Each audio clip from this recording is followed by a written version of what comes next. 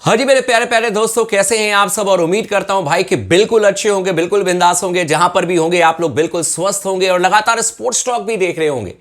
जो भी कोई अपडेटेड इंफॉर्मेशन आती है मैं आप लोगों के साथ में जरूर शेयर कर देता हूं। इस समय एशिया कप की तैयारी चल रही है। भारतीय टीम को एशिया कप के मुकाबले की जो शुरुआत है, टीम इंडिया के लिए जो अभियान की शुरुआत है वो 10 तारीख को है, जब हम यूएई के खिलाफ में 10 सितंबर में खेलेंगे। फिर 14 को पाकिस्तान से है और फिर आपका जो अगला मैच है वो मेरे ख्याल से 19 तारीख को है, जो हम खेलते हुए नजर आएंगे अगेंस्ट ओमान।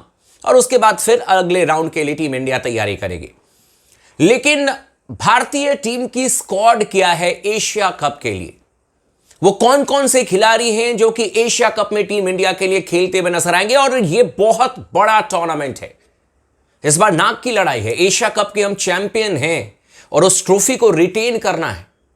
हम T20 वर्ल्ड कप के भी चैंपियन हैं। T20 फॉर्मेट में इस समय सबसे मजबूत टीम हमारे पास में है। सूर्य कुमार यादव की कप्तानी में गौतम गंभीर का ट्रैक रिकॉर्ड बड़ा अच्छा है।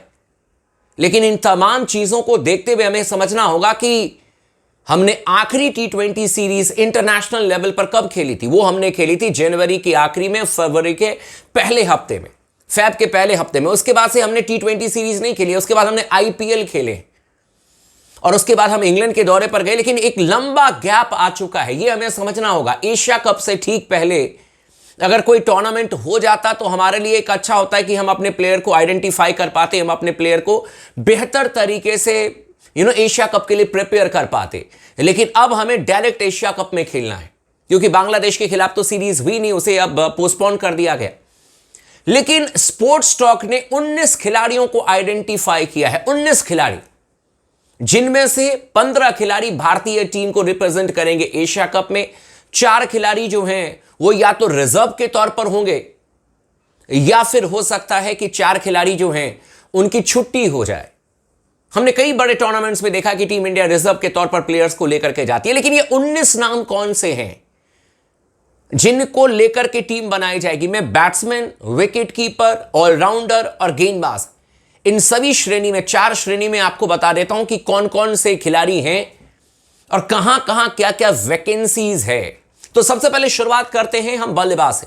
लेकिन आप तमाम दोस्तों से रिक्वेस्ट है, आप भी अपने बेस्ट प्लेइंग 11 जरूर कमेंट करके बताइएगा, उस पर भी हम चर्चा करेंगे। सबसे पहले बैट्समैन से हम बात कर रहे हैं कि इन्हीं में से आपको बल्लेबाज खेलते हुए नजर आएंगे और इन्हीं में से स्क्वाड बनेगी। इसमें कोई शक नहीं है कि आपके यशस्वी जायसवाल बैट्समैन की सूची में होंगे। इसमें कोई शक नहीं है कि शुभमन गिल आपके बैट्समैन की सूची में होंगे। इसमें कोई शक नहीं है कि सूर्य कुमार यादव आपके बल्लेबाज की सूची में होंगे। श्रेयस अय्यर की वापसी भी तय है और तिलक वर्मा भी आपके बल्लेबाज की सूची में होंगे। ये 5 बैट्समैन। लेकिन यहां पर आप देखो कि 2-3 नाम मिसिंग है। रिंकू सिंह का नाम मिसिंग है, लेकिन रिंकू के बारे में मुझे नहीं लगता कि अभी चर्चा होगी, to be very honest. Abhishek Sharma जो कि भारतीय टीम के लिए बड़ी जबरदस्त तरीके से बैटिंग करते हुए नजर आए थे, हालांकि कंसिस्टेंसी की कमी उनमें भी है, क्या उनका टीम में चयन होगा। स्पोर्ट्स टॉक को लगता है कि छठे ऑप्शन के तौर पर अभिषेक शर्मा इस रेस में है। मैं आपको यह दावे के साथ नहीं कह सकता हूं कि दुनिया के T20 फॉर्मेट के नंबर 1 बैट्समैन अभिषेक शर्मा जो हैं वो आपके स्क्वाड में जगह बना लेंगे, या अगर बना लेंगे तो प्लेइंग 11 में खेल जाएंगे, इसकी मैं कोई गारंटी नहीं लेता हूं।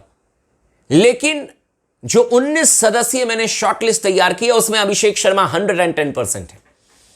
पहले मैंने आपको यह नाम गिना दिया है बैट्समैन की सूची में: यशस्वी जायसवाल, शुभमन गिल, स्काई, श्रेयस अय्यर, तिलक वर्मा एंड अभिषेक शर्मा। ये 6 प्लेयर आपके हो गए, ठीक है। अब बात कर लेते हैं विकेट कीपर के तौर पर। देखो भाई साहब, ऋषभ पंत ऑलरेडी बाहर हो चुके हैं। यह खबर मैंने इससे पहले ही आपको ब्रेक करके बता दिया। और ना सिर्फ एशिया कप के लिए, बल्कि ऋषभ जो है वो वेस्ट इंडीज सीरीज के लिए भी बाहर हो चुके हैं। अब ये चोटिल हो गए, ये किसी के कंट्रोल में है नहीं। लेकिन उम्मीद करते हैं जल्द से जल्द रिकवर कर जाएं, क्योंकि बहुत ज्यादा जरूरत है वैसे प्लेयर की। लेकिन विकेट कीपर अब कौन होगा? संजू सैमसन। मैं फिर से दावे के साथ कह रहा हूं, यह नाम गारंटेड है। कई सारे लोग गुस्से में आ जाते हैं कि आप किस बेस पर कह रहे हैं संजू सैमसन का नाम गारंटेड है। मैं आप अगर स्पोर्ट्स टॉक पर यकीन करते हो, ट्रस्ट करते हो, मैं आपको लिख करके दे रहा हूं, संजू सैमसन का नाम तो गारंटेड है। लेकिन अब रेस में या तो केएल राहुल है या ईशान किशन है दूसरे विकेट कीपर के तौर पर। और ये एक विकेट कीपर के साथ में तो नहीं जाएंगे एशिया कप में, क्योंकि दुबई में मैचेस होंगे, आप इतना बड़ा रिस्क नहीं लोगे। अगर मैच डे से ठीक 1 घंटे पहले कोई विकेट कीपर इंजर्ड हो जाए तो फिर दूसरा विकेट कीपर आपके पास में नहीं होगा, तो आप क्या करोगे? किसको आप ग्लव्स पकड़वाओगे? इसीलिए संजू सैमसन का नाम कंफर्म्ड है। 7वें खिलाड़ी के तौर पर आप मान लें, 8वें खिलाड़ी के तौर पर केएल राहुल को रख लें और 9वें खिलाड़ी के तौर पर ईशान किशन को रख लें। इसमें से भी आपकी छटनी जरूर होगी, लेकिन विकेट कीपर में 3 ऑप्शन मैंने आपको बता दिए हैं। अब आ जाते हैं ऑलराउंडर्स पर। अब तक 9 प्लेयर्स हो चुके हैं। ऑलराउंडर्स की बात करें, आपके पास में हार्दिक पांड्या है 10, आपके पास में अक्षर पटेल है 11, आपके पास में वॉशिंगटन सुंदर है 12, और साथ में मैंने कल भी आपको बताया था कि इस रेस में रेयान पराग भी हैं 13। कई सारे लोगों ने कहा कि सर नीतीश कुमार रेड्डी भी तो होंगे। मैं आपको बता दूं, नीतीश कुमार रेड्डी इस समय रेस में पीछे हैं, क्योंकि आईपीएल उनका बहुत खराब रहा था और इंग्लैंड दौरा भी कोई बहुत आउटस्टैंडिंग नहीं रहा है और वो चोटिल हुए थे, आप लोगों को बता दूं। तो नीतीश कुमार रेड्डी इस समय फिलहाल रेस में नहीं है, उनसे आगे रेयान पराग है। ऑलराउंडर्स में भी 3 नाम है, जिनमें से 3 को, मतलब 4 नाम है जिनमें से 3 को जगह मिलेगी। हार्दिक पांड्या, अक्षर पटेल, वॉशिंगटन सुंदर और रेयान पराग, इसमें से किसी 3 को जगह मिलेगी, जिसमें से हार्दिक पांड्या और अक्षर पटेल तो आप मान करके चलो कि कंफर्म्ड ही है। 13 नाम अब तक मैंने बता दिए आपको। अब मैं आपको बता देता हूं गेंदबाजों की सूची में 14वें नंबर पर जसप्रीत बुमराह कंफर्म्ड नाम, अर्शदीप सिंह 15वें नंबर पर कंफर्म्ड नाम, इसके अलावा प्रसिद्ध कृष्णा 16वें नंबर पर, कुलदीप यादव 17वें नंबर पर, वरुण चक्रवर्ती 18वें नंबर पर और मोहम्मद सिराज 19वें नंबर पर।